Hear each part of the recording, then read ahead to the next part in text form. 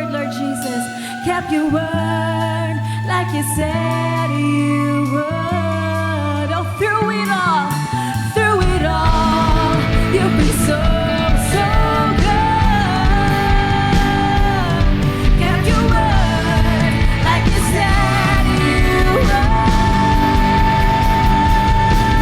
Your mercies are new every morning. Steadfast love will never end. This hope won't fade in the evening. Lord, how great is your faithfulness. You every morning. Steadfast love will never end. This hope won't fade in the evening. Lord, how great is your faithfulness. Lord, how great is your faithfulness. Lord, how great is your faithfulness.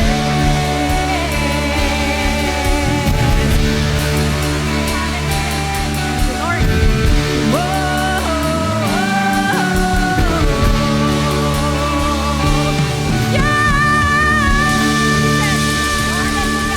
Isang mapagpalang gabi po sa ating lahat.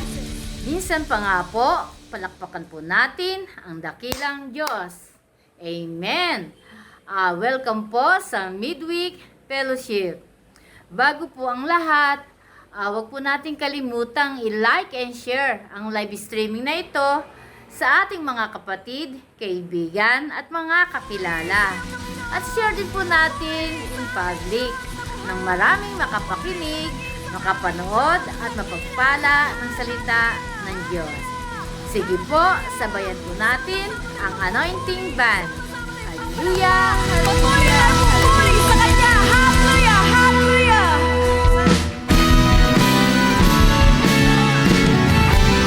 Pupuri sa ating Panginoon! Hallelujah! Sama-sama na ibigay ang wagas na kapurihan. Dahil sa'yo lamang, O Diyos!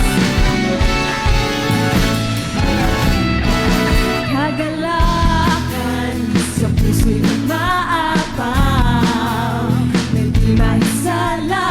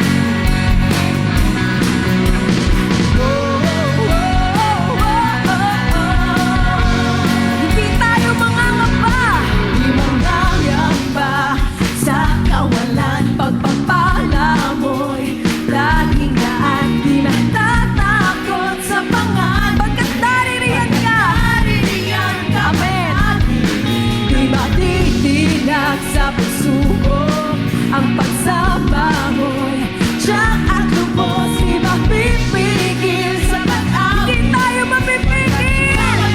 Hallelujah! Pagkat ikaw ay mabuti. Ginawa namin Paskong hindi magkukulang. Sapat na at higit pa. Ang pinayang may sagana at umaabang. Sapat na at higit pa. Sapat na sa lahat ko pangangailangan. Higit pa sa lahat ko inaasahan. Wala nang ang mahilig pa pagkat ika'y sapat na. Ika'y sapat na at higit pa. Hallelujah! Salamat o Diyos sa araw-araw na pagpapal at biyaya mo. Tunay na ikahigit at sapat, Panginoon. Hindi ka nabibigo, hindi ka nagkukulang. Hallelujah! Kaya o Diyos, higit mo ang aming papulit mo. Salamat, tanging sa'yo lamang, Panginoon. Hallelujah! Sama-sama tayo umawit, mga kapatid.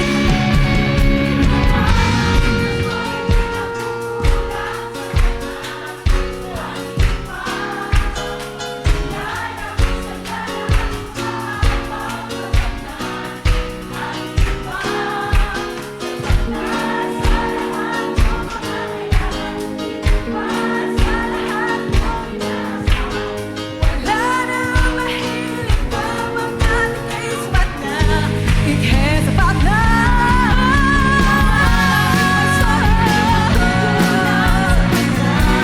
At higit pa.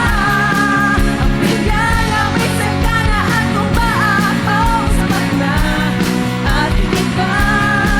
Sapat na sa lahat ko pangangailangan.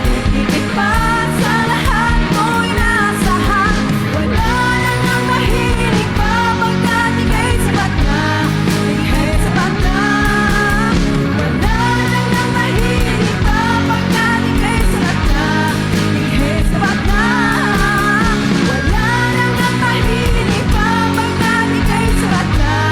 Ika'y sapat na at higit pa.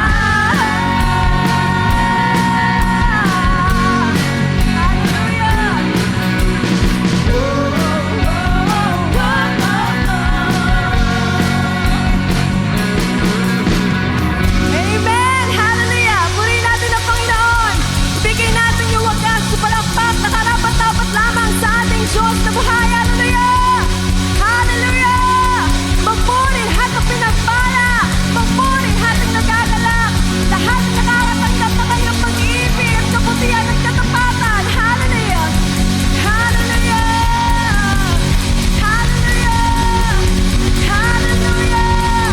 Hallelujah! Hallelujah! Purihin ka, Panginoon. Hallelujah! Lord, to your name, hallelujah. Thank you, Lord. Thank you, Jesus. Thank you, Father.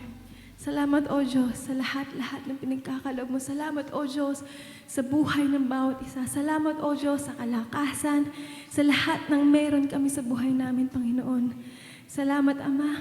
Salamat, Panginoon, sa kagalakan na meron sa puso namin, O Diyos.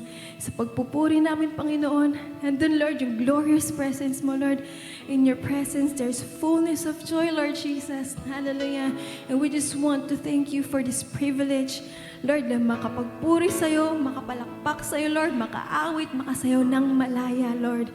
Thank you, Lord, for the freedom, Lord, to worship you in spirit and in truth, Lord Jesus. And right now, we just want to continue to worship your name. We just want to lift your name on high, O Lord, for all the blessings, for all you've done in our lives, Lord. You've been so good. Yes, Lord. You are so, so good, and you never failed us, Lord. Hallelujah. Sa bawat araw, andun yung pagpapala mo, andun yung pag-asa mo, Panginoon. Andun yung katapatan mo, Lord. Yung pangako, Lord, araw-araw naman pinangahawakan, Lord. And every day, Lord, salamat, Panginoon, nakakabangon kami, nakakatulog kami. We have peace, we have joy, we have strength because we have you, Lord Jesus. Thank you, Lord. Thank you, Lord. Nandiyan ka para sa aming Panginoon. Sa aming mga pagsubok, Lord, sa bawat karamdaman, Panginoon. kay naririyan, Lord. And right now, kung ano may mga pinagdadaanan namin, Lord, ano man yung humahadlang, Lord, we just want to lift everything to you. We just want to surrender everything to you, Lord Jesus. Because we believe, Lord, you are above all them, Lord. Higit ka sa lahat, Panginoon. The name above all names, Lord. And right now, Lord, naniniwala kami na in praising, there is power, Lord. And we will continue to worship you, to praise your name, Lord. Hallelujah. Thank you, Lord. Thank you, Jesus. Yahayag namin yung katapatan mo, yung kabutihan mo sa buhay namin, Panginoon. Without you, Lord, wala kami sa lugar na to, wala kami sa oras na to, na nagpupurit ng papasalamat. And Lord, alalahanin namin, we remember everything you've done, Lord. We remember every blessing, Lord, every gising, Panginoon, lahat, Lord. Thank you, Lord Jesus. Brothers and sisters, let's continue to worship Jesus Christ. Pasalamatan natin ang Panginoon for everything He has done for us. Sa bawat panahon, sa bawat oras, nananatili siyang Diyos sa buhay natin. Salamat, Panginoon. Hallelujah.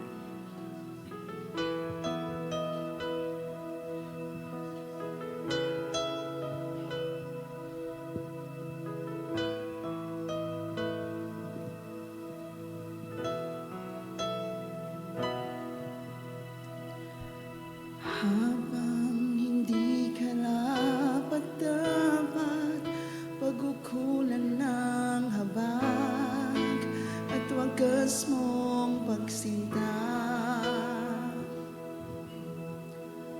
Habang walang kakayanang masuklian ka ng mabuti sa lahat mong ginawa.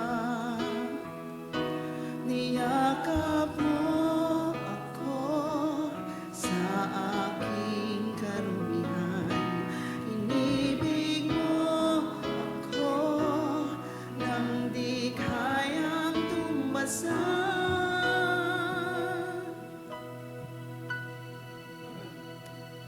O Diyos ng katarungan,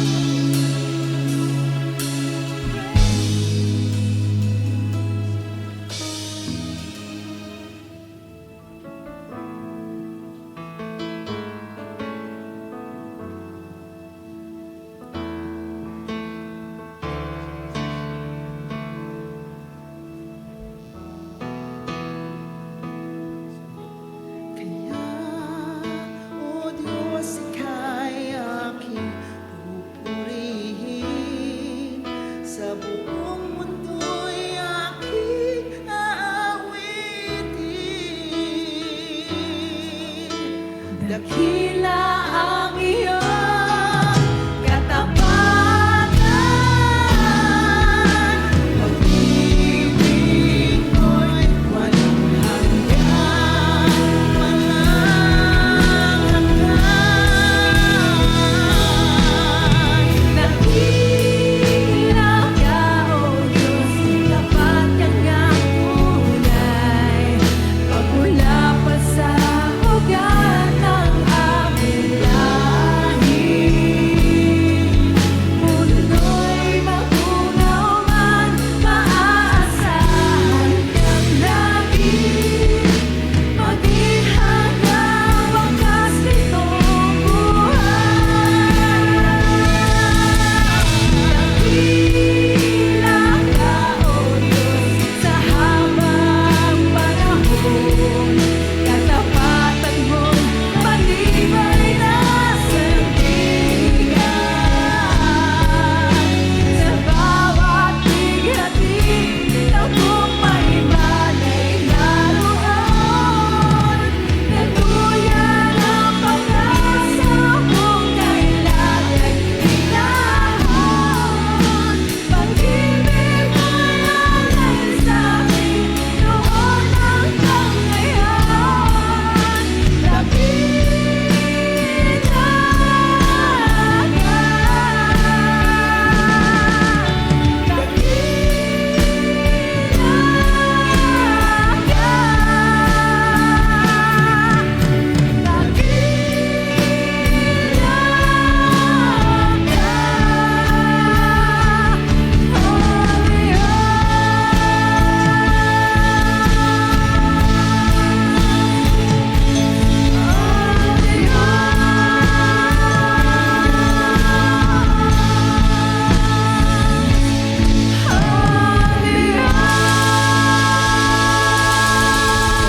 Amen.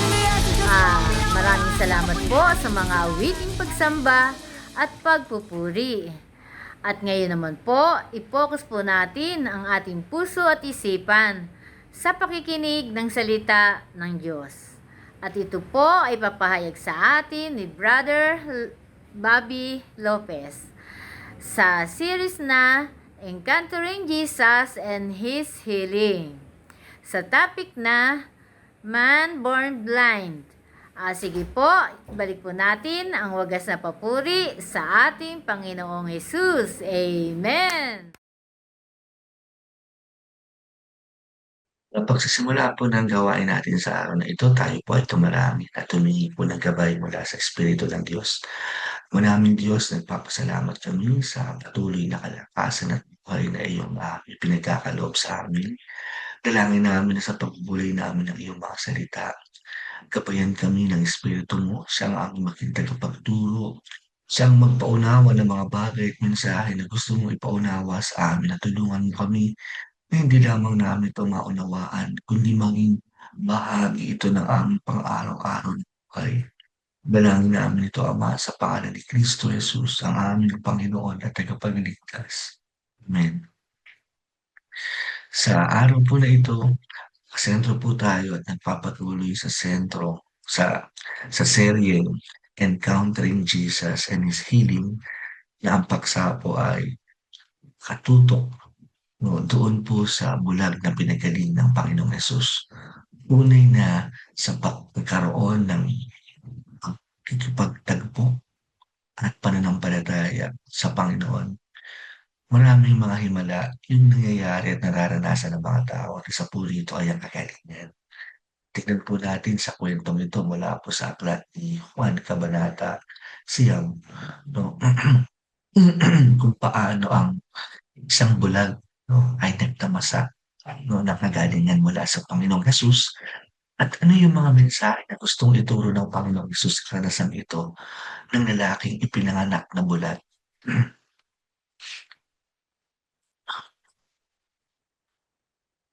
Sabi po sa John chapter 9 verse 1, as he went along, ang tinutukoy po dito ay ang Panginoong Hesus. He saw a man blind from birth.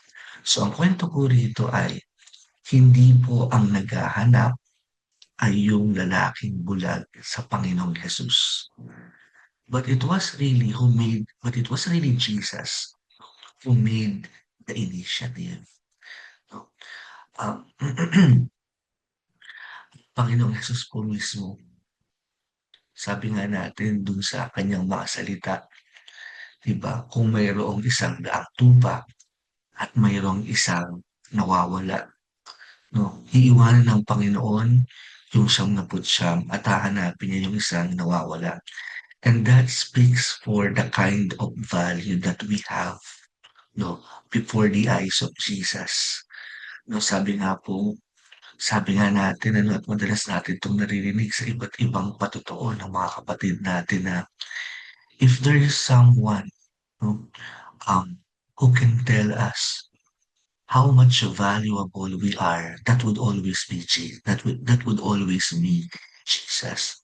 If we cannot see our value from the eyes of members of our family, for example, from our friends, from the people that we think, will love us or will care for us, merong isang Jesus who will stay for you, for the rest of your life, and who would always say that you are valuable to Him no matter what.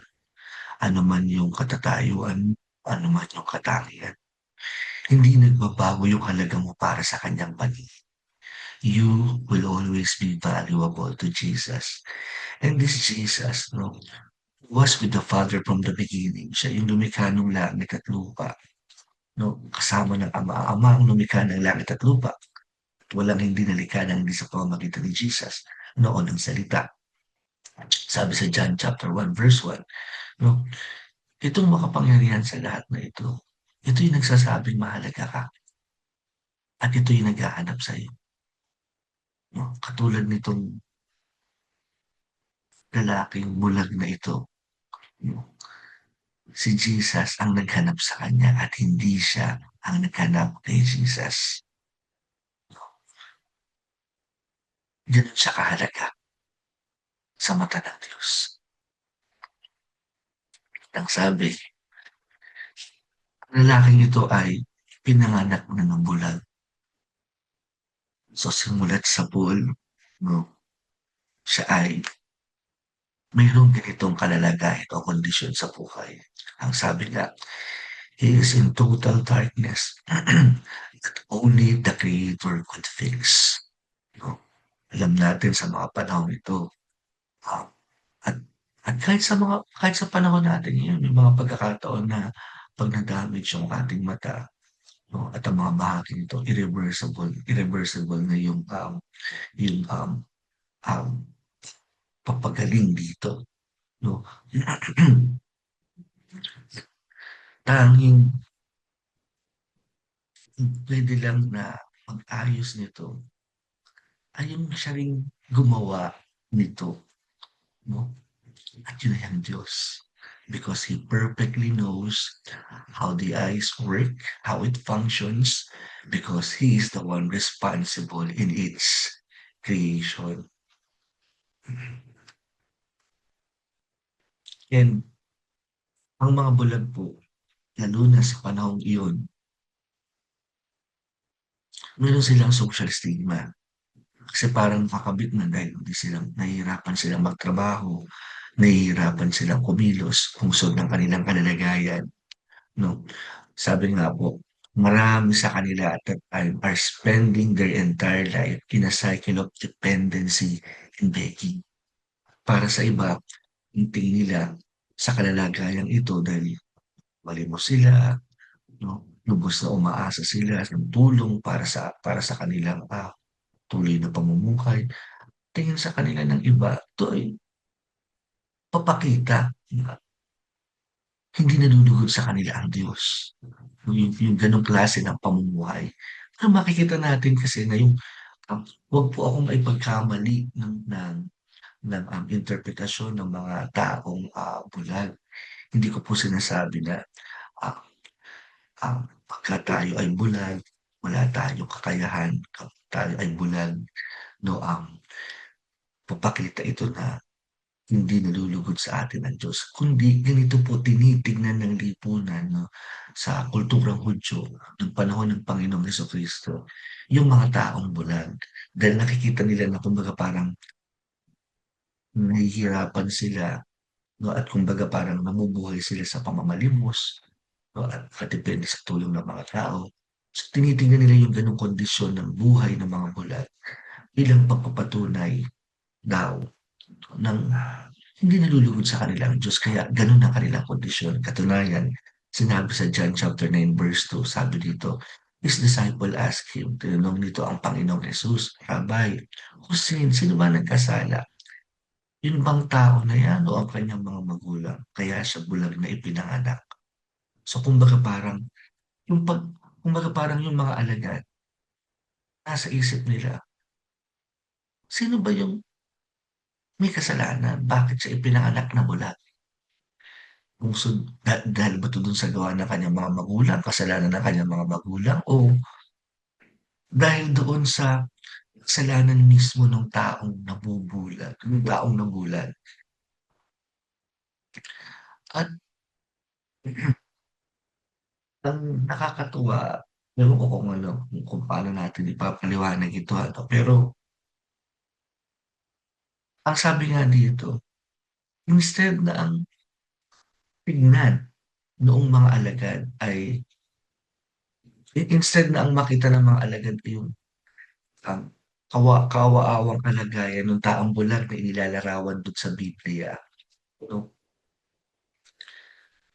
Mas na-focus pa sila doon sa parang ano, theological, debate na ito ba ay bunsod nung kasalanan nung magulang o kasalanan ng taong nabulag.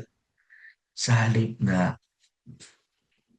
kaawaan yung kalalagayan nung taong nabulag at naging napakaganda ng tugon dito ng Panginoong Yesus kasi tingnan natin dun sa kasunod na talata, ang sabi, "Neither this man nor his parents sinned, but this happened so that the works of God might be displayed in him." No? Hindi sinasabi nito ni Jesus na hindi nagkasala yung lalaki at yung kanyang mga magulang, kundi ang sinasabi dito ng Panginoong Yesus na hindi dahil doon sa pagkakasala ng magulang o nung tao na yun kaya siya nabulag, kundi ang sabi ng Panginoong Yesus, nangyari ito upang mahayag ang kahangahangang gawa ng Panginoon sa pamamagitan ng kanyang buhay. Pinapakita dito na tingnan niyo ano, kumbaga parang tinuturuan din tayo ng Panginoon na sa pamamagitan ng sitwasyon nung tao na ito, o nung taong bulag mula sa kanyang kapanganakan na sa halip na tumuon tayo doon sa pagsubok na maaaring nagbibigay sa atin ng kabigatan. Ang ibig ng Panginoon ay mas tumuon tayo doon sa layunin. Instead of dwelling more on our past, God is telling us to focus ourselves more on the future, more on the purpose. No? I will never forget this, no? Sabi nga po nung isang pastor at mangangaral, every time daw po na makakaranas siya ng subok sa kanyang buhay, na-excite siya. Na-excite siya, hindi doon sa mga pagsubok na dinadaanan niya. Na-excite siya because at the back of his mind, ito daw po ang lagi niyang iniisip. Ano kaya yung gagawin ng Panginoon sa akin? Na-excite ako na makita kung paano kikilos ang Diyos mula doon sa kasalukuyang suliranin na aking pinagdadaanan sa buhay.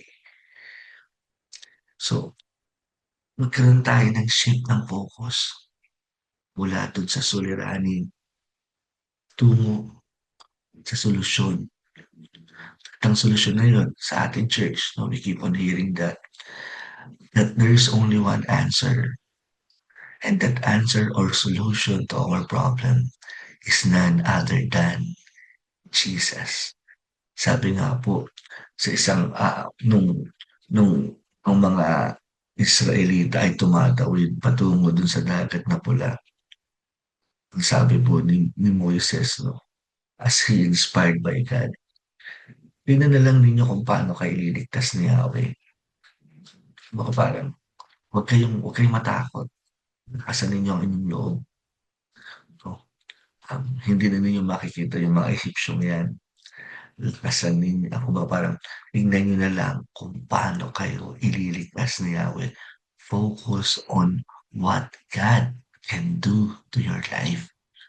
Parang gano'n yung mensahe niya na ipinapakita nito na minsan yung mga brokenness na dinadaanan natin sa buhay, ipina ipinahihintulot yun ng Diyos, 'no? So that through being broken, God can display His ultimate power, and not just His ultimate power. Kasi when we are totally helpless, when we are totally defenseless, that's the time, 'no? Hindi lang po ang nakikita natin how God works in our lives, but how deeply He cares and loves His people. No, kasi as He performs miracle dun sa buhay ng mga tao, what people can sense is His ultimate compassion, His ultimate mercy, His ultimate love for every one of us. Sabi naman sa John chapter 9 verse 4, "We must work the works of Him who sent me while it is day. Night is coming when no one can work." Alam niyo, ito pong mga salita na 'to ay mga salita na nagpapaalala hindi lamang sa Panginoon during His ministry or during the time na nagmi-mission po siya sa mundo, kundi ito ay paalaala din sa ating lahat na hangga't may pagkakataon, may buhay, hangga't may lakas, hangga't hindi pa bumabalik ang Panginoon, we must feel the urgency to share Jesus, the urgency to share the gospel. Alam niyo po, in sharing the gospel, it's not just about sharing knowledge or information to other people.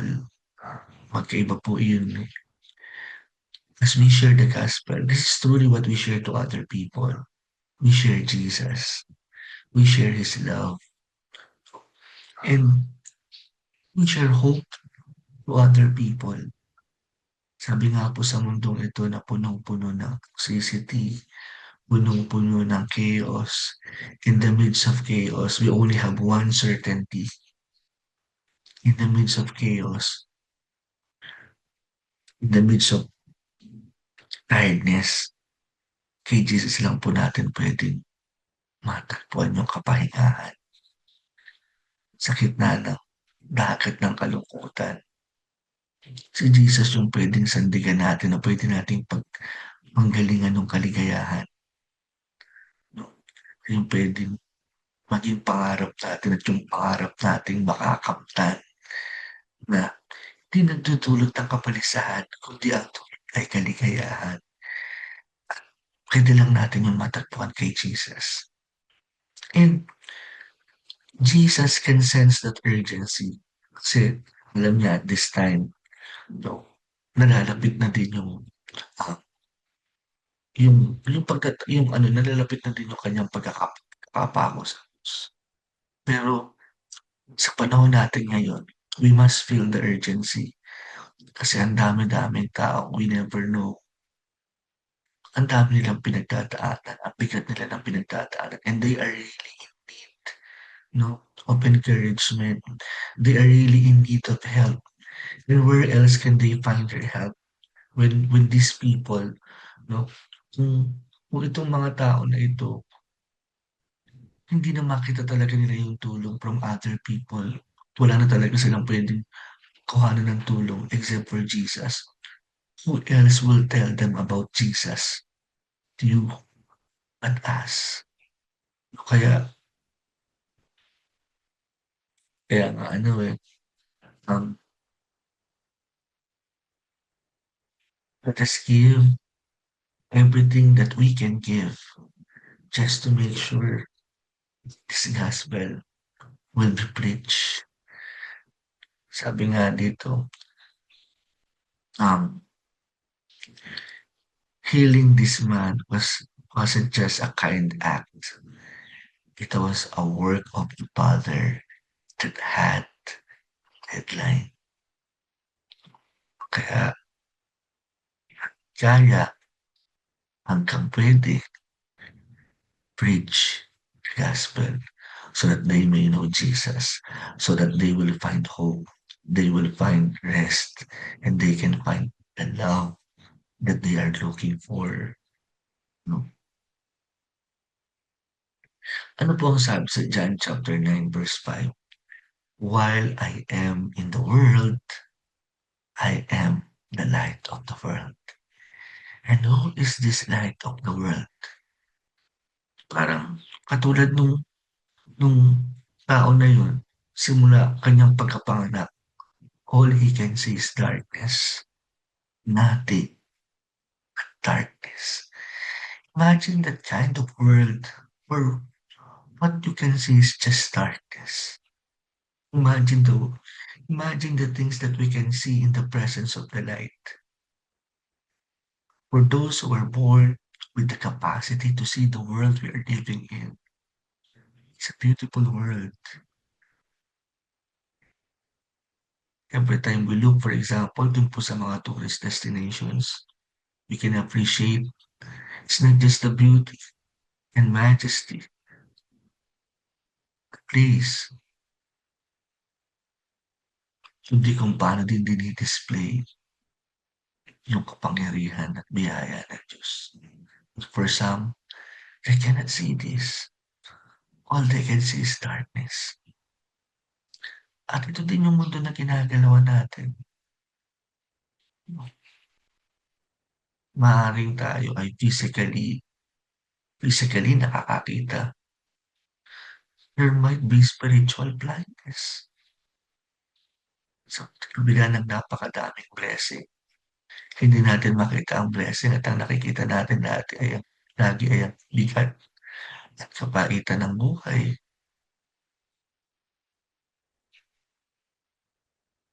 Maaaring marami na yung nagtatangka upang ibahagi sa atin ang mabuting balita, and yet we are still refusing to hear the word of God. Maaaring kilala na natin si Jesus, and yet we are still rejecting His word kasi we are not convenient to it. These are all forms of spiritual blindness. Yung alam na natin ang katotohanan, and yet we are still rejecting the truth. Sabi ni Jesus, I am the light. You want to free yourself from this darkness. You want to see things spiritually. Find the light. And you can find that light only in Jesus, because Jesus is the light of the world. Yan ang sabi sa John chapter 9 verse 6. After saying this, he spit on the ground, made some mud with the saliva, and put it on the man's eyes. No? Umurado ang Panginoon doon sa lupa at mula doon ay gumawa ng putik. Nilagyan niya yung lupa nilagyan niya ng kanyang laway at mula doon ay nakagawa siya ng putik at ito'y pinahid niya doon sa mata ng lalaki. Alam nyo, magpapakita po ito, parang naulit-ulit how God created things in the beginning. At in the beginning, nung nililikha niya yung tao, kumuha siya ng putik, inanyuan niya ito at kanyang hiningahan Ito'y naging tao. And once again, to revive the eyes, the blind eyes of this man, he did the same. It confirms how parang it confirms how we had been created by God from the beginning. We came all from dust. Muli, parang parang ano siya, parang ulit na kwento sa pamamagitan muli ng po, no, kasama yung kanyang laway, ay pinanumbalik niya yung paningin ng lalaking nabulag. Ang sabi niya, "Go," he told him, "wash in the pool of Siloam." Ang ibig sabihin daw po ng Siloam ay pinadala, isinugo. So the man went and washed and he came home seeing. May pinapakita po dito. Alam niyo minsan yung pamamaraan ng Panginoon parang it's contrary or parang it's in contradiction in the principles of this world. Nilagyan ng putik yung kanyang mukha, ay yung kanyang mata, tapos pinaghilamos siya. Paano siya?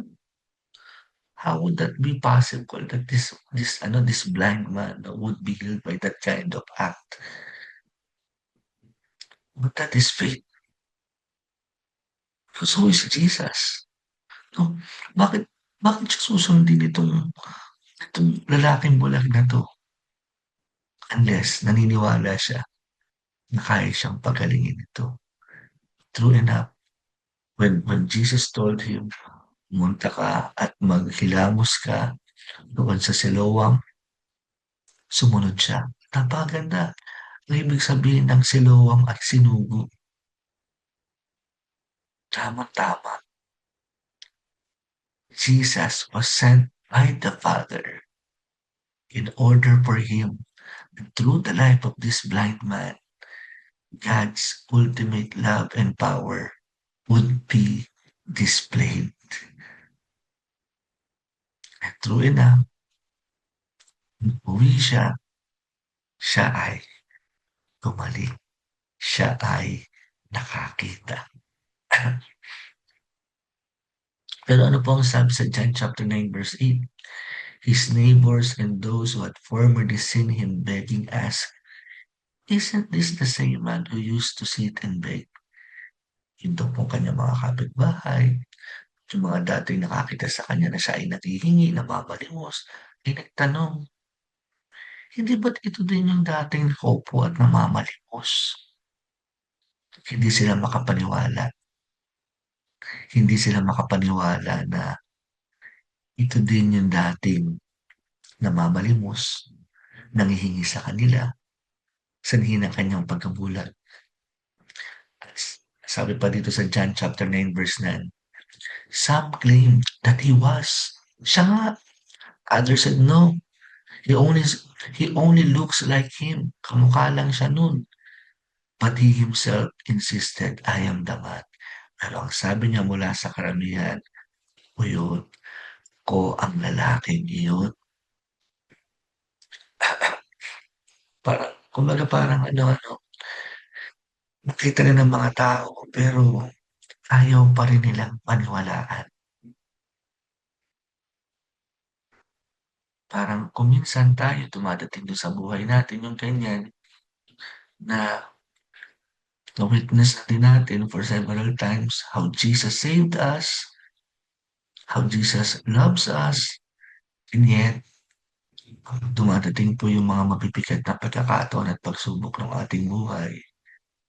Para bang hindi pa rin tayo makapaniwala na kung nagawa na ni Jesus yan dati, kayang-kaya niya uling gawin para sa ating ikabubuti.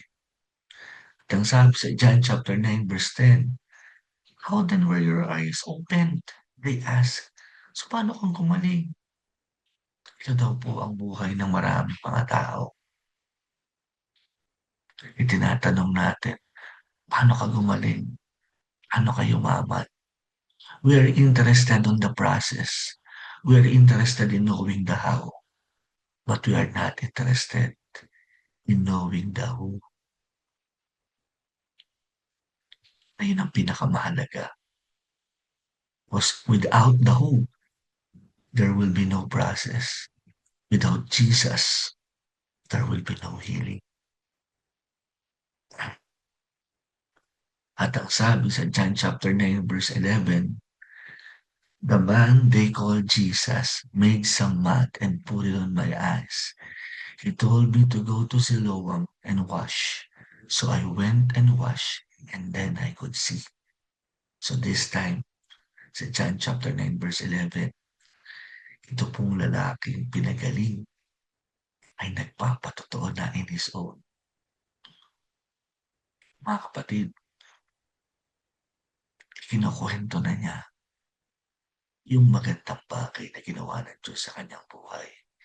Pwedeng hindi pa malalim yung kanyang pagkakakilala dito sa Panginoon kasi ang tawag pa lang niya, yung lalaki po, tinatawag nilang Jesus, yung naglagay ng putik sa mukha ko, sa aking mata, nagsabing pumunta ka dun sa Siloam at maghilamos ka. Sumunod naman po ako sa kanya, nakakita na ako. Siya na ngayon yung nagpapatotoo. And this is what is being expected from us by God. That as He performs a miracle in our lives, huwag tayong matakot, tayong ngigil. Makita natin yung magandang bagay na ginawa ng Diyos sa ating buhay.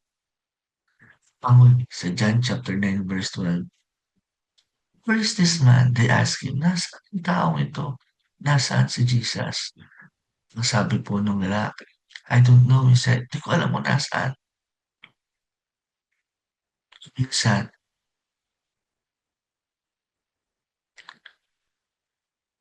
hinahanap daw po ng mga tao kung nasaan si Jesus. So, hindi nila hinahanap yung kaligtasan na matatagpuan lamang kay Jesus. Alam niyo, pero ang totoo, pag natagpuan mo si Jesus, imposible hindi mo matagpuan ang kanyang kaligtasan. Pero, sino ba para sa iyo si Jesus? Silang ba siyang alamat? Sila bang istorya yung kanyang buhay?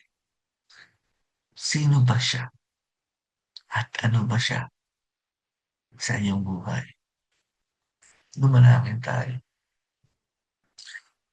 Manaming Diyos, nagpapasalamat po kami sa lahat ng karunungan na ipinahira mo sa amin sa araw na ito. At sa aming patuloy na pagbubuli ng iyong mga salita. Katulad, Panginoon, ng pagbibigay ng liwanag mo sa mata ng lalaking ito na ipinanganak mo mula. Tulungan mo po kami na makilala pa namin si Jesus. Patuloy namin makita ang liwanag na nagmumula sa Kanya. Hindi lamang namin makita, kundi sa aming pagkakakakita ng liwanag sa Kanya, ay patuloy kaming mabuhay sa Kanyang liwanag. Palain mo po ang lahat ng nakinig. Pagpalain mo po hindi lamang sila kundi ang kanilang pamilya. At nawa, sa pamagitan ng maiksing panahon sa pag-aaral ng iyong mga salita, dumating nawa ang mapalat dala ng pakikinig ng mabuting balita sa buhay ng bawat isa. Dalangin namin ito, Ama, sa pangalan ni Kristo Jesus, aming Panginoon at Tagapagligtas. Amen. Mapagpalang kami po sa ating lahat.